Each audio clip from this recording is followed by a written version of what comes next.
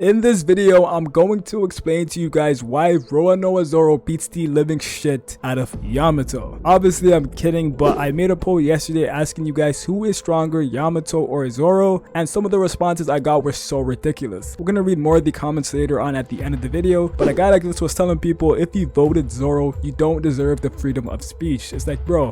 What? Bro, what are you talking about, man? A lot of people feel this way that Yamato is 100% clear of Zoro because obviously she fought a Yonko. And that's going to be the main point we're going to harp on in this video. But before we get into it, guys, if you're new here, make sure you guys leave a like and subscribe to the channel. I would very much appreciate it, and leave your thoughts down below. Now, I see this term getting tossed around everywhere that Yamato fought one-on-one with a Yonko for a good amount of time. Now, she did, and I'm not here to take away from Yamato because at the end of the day, what she did was still impressive, and you can use it to scale her above certain people and to kind of gauge her strength. But at some point, enough is enough. I know there's statements that say Kaido, he's not going to go easy on her, he's not going to hold back. And I know Yamato also makes the remark that Kaido is really trying to kill me, which would imply to some people, yo, that Kaido's doing all he can in order to kill Yamato, which is 100% false. I know that's what's written, but visually that's not what we're seeing. Yamato fights Kaido, and her objective is to stall Kaido, which she did, and which we all give her props for because it's still pretty impressive.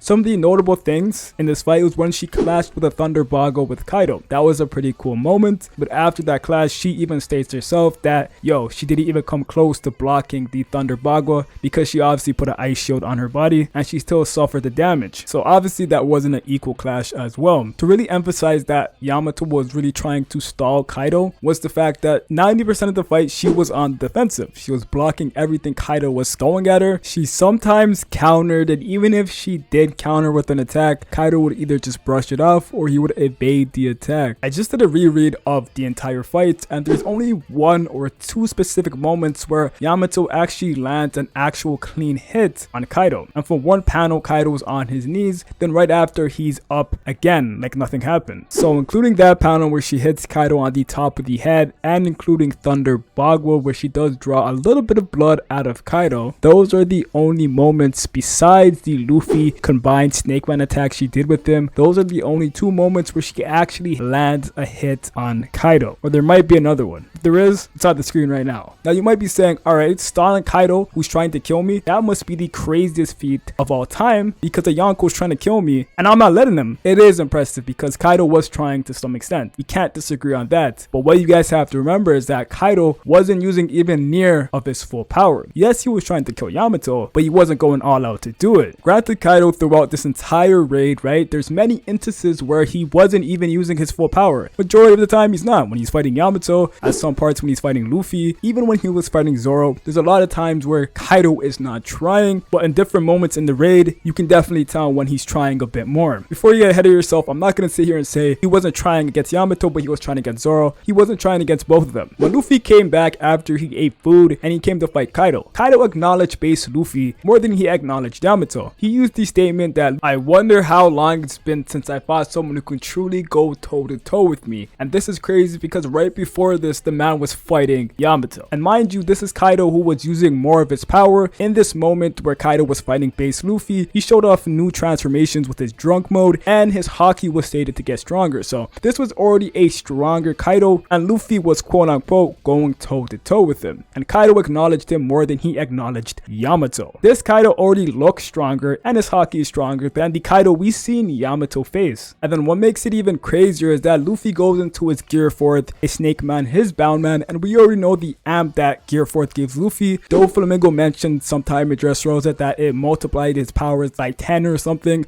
ridiculous like that, and Kaido goes on to do this to Snake Man, and then he goes on to do this to Bound Man. Let me just put this into perspective for you guys. Luffy in base was already confirmed to be stronger than Yamato by Kaido. A Kaido who's using more of his powers and whose haki is stronger ends up getting the best of a base Luffy, which is already stronger than Yamato. Then Luffy multiplies his powers by using Gear 4th. Then Kaido ends up decimating Gear 4th as well, which is already 10 times or however amount stronger than his base form. If Kaido's able to shit on Gear 4th Luffy, that's way stronger than base Luffy, and base Luffy stronger than Yamato, what the hell would Kaido do to Yamato if he actually decided to fight Yamato the way he fought Gear 4th Luffy, who we just proved to be way more stronger than Yamato. So this whole narrative of Kaido using his full power against Yamato because he stated he wasn't going to go easy on her and Yamato said that Kaido was trying to kill her is just false, because we know for a fact, like I just explained, Kaido could have done way more to Yamato and that fight could have ended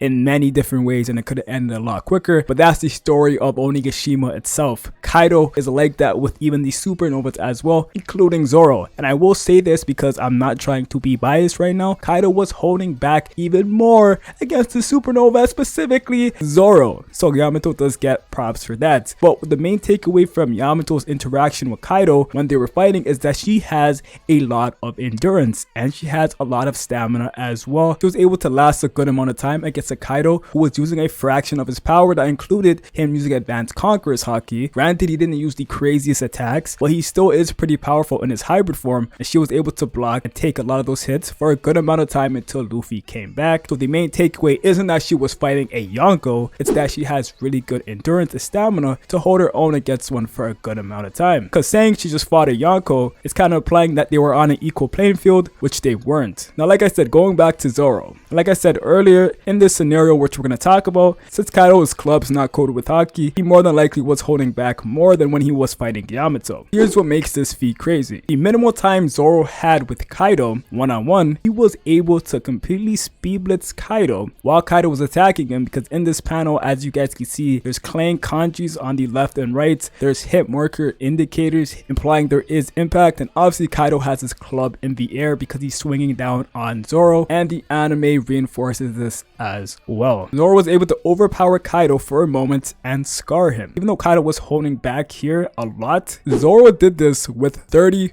broken bones, or even more, after he just took the Hakai attack. So in the minimal instance that Zoro had his one-on-one with Kaido, he was able to speed blitz Kaido and leave a scar. And the entirety of what Yamato did with Kaido, the best she could do was draw a little bit of blood out of Kaido. But yet again, that Kaido was trying a bit more than this Kaido that was trying against Zoro. So it kind of balances each other out, but the main factor here is that Zoro never even got his power up yet. Zoro never got advanced conqueror's haki. He was scarring Kaido before he even had that buff, and while he was legitimately nerfed to the bone, the man's bones were all broken. Imagine how lethal Zoro would be if he was able to land another clean attack on Kaido with his new buff. Without a doubt, I know we can all agree that Zoro's attack power has to be miles above Yamato, and speed is probably up for debate, but people will probably still lean to Zoro based off what he was able to do with Ashura, and at some moments he's able to blitz Kaido with Onigiri. When Zoro uses his blitzing attacks, he is extremely fast. But the main issue here is that Enma has a time limit, and that's what people think is hindering Zoro, and that Yamato has better control over Conqueror's haki, which I do agree with. Yamato definitely had her advanced Conqueror's haki for longer, and she has more control over it. Yamato hasn't showcased anything really stronger than Thunder Bagua, and since Zoro was able to defend a Hakai attack before he had advanced Conqueror's haki for a brief moment, which is one of the strongest attacks in the series, I have no doubt in my mind that Zoro with this new buff can potentially block a Thunder Bagua with just 2 swords, or he could probably block most of it. That's if Thunder Bagua is even blockable. I really don't know, but if it's not, I think we can all agree that Zoro will be able to take a Thunder Bagua and continue on fighting. But I mentioned 2 swords, by the way, guys, because honestly Enma sucks the life out of him, so if he wants to in the fight, he doesn't even have to use Enma for the whole duration of the fight if he doesn't want to. I know Enma's the sword that allowed him to unlock advanced Conqueror's haki. It was the catalyst for him unlocking that ability, but as we can see in the fight that all his swords end up being coding, so he's individually coding each sword. Enma doesn't code all your swords for you. That would be kind of weird. The question usually comes down to, can Yamato outlast Zoro using his King of Hell mode? Which I do agree with. Yamato will have better stamina in that moment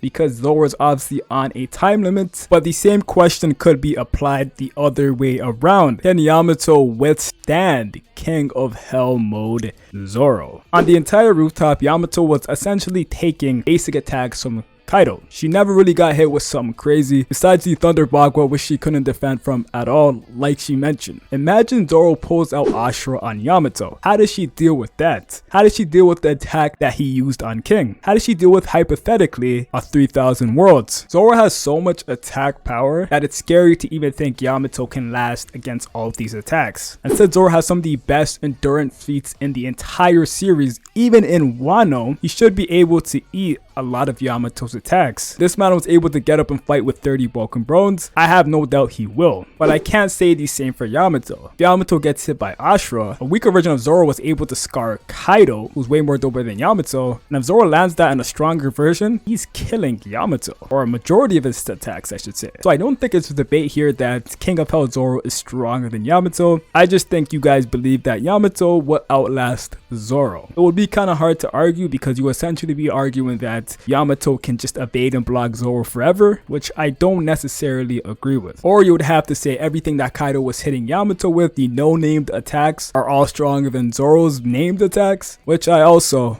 don't agree with. And one last thing I want you guys to remember is that we're now in a different arc, right? It would make sense if Zoro naturally progressed to the point where Enma doesn't necessarily have a time limit and it's not going to kill him when he uses it. It's just the natural progression we get when we go to each arc. If Oda wants to bring Zoro into his arc, make it so that in this arc that he now has proper control of Enma, similar to how he just gave Zoro Firefox style out of nowhere. Maybe he can do something along those lines that we don't know of. Alright, so let's check out some of the comments. The first one, KYM edits. By the way, go check this guy out. He has amazing edits. I looked at it myself, but yeah, stronger Zoro, winner Yamato extreme diff. And if this is because you think Yamato can outlast Zoro because she has better stamina and she was able to last against Kaido, it's fair. But then yet again, I don't know how she deals with Zoro's attack power because yo, she is not blocking that shit.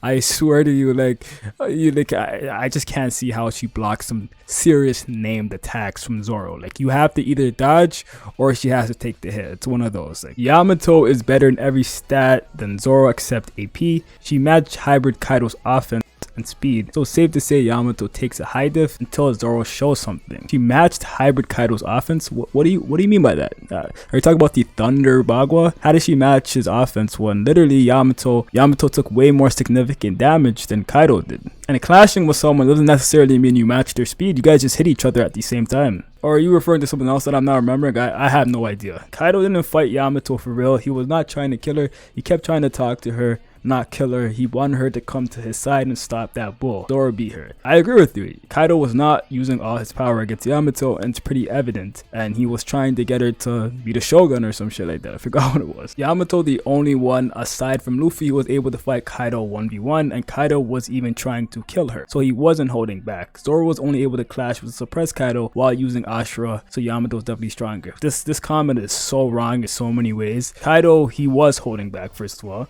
Zoro was the one suppressed when he scarred Kaido. What do you mean Kaido was suppressed? Zoro was suppressed. He had 30 broken bones when he scarred Kaido. So I don't know what that comment is. Zoro is above Yamato. More potent ACOC, because I'm not pronouncing that because it's ACOC. Better feats, narrative portrayal, Zoro has it all. And I agree. Alright, so that's going to be all for today, guys. Make sure you guys leave a like, subscribe to the channel, and I'll catch you guys in the next video. Peace.